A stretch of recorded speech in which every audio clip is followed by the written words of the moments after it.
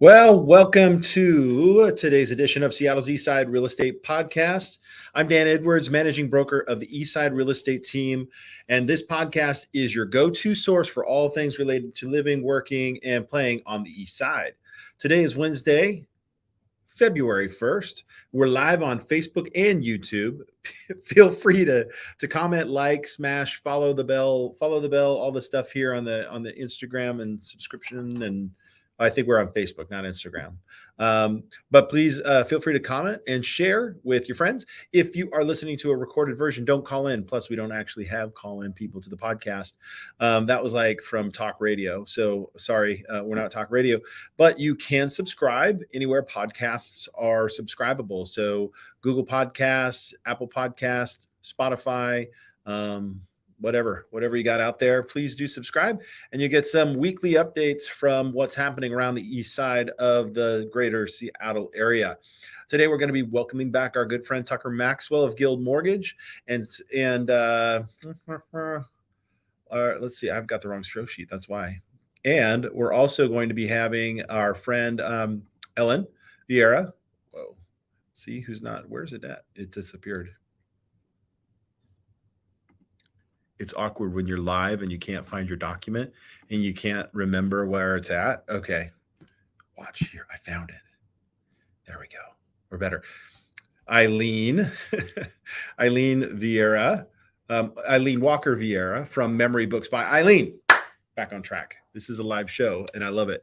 So before we get to our guests, let's start with some real talk. And today we're going to be talking about why it might make sense to move before spring.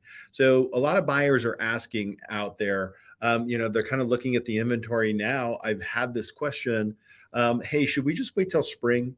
And I get that question all the time. I get that question from both buyers and sellers.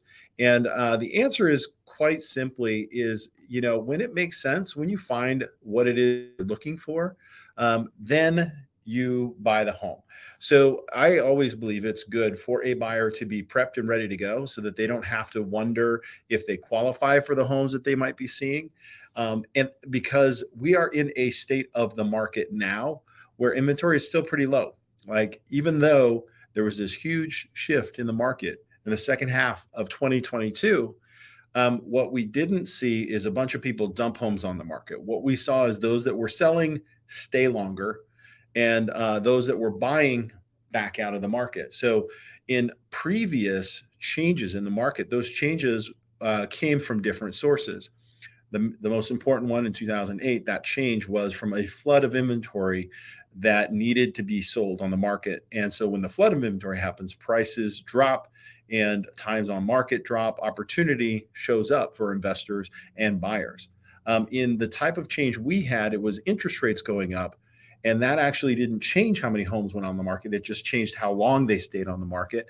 And some people just chose that they weren't going to sell. So they decided not to sell. So that's kind of the market that we find ourselves in. So when it comes to spring, well, typically the spring market starts a little after April here in the Pacific Northwest. One of the challenges with the spring market a little after April is that,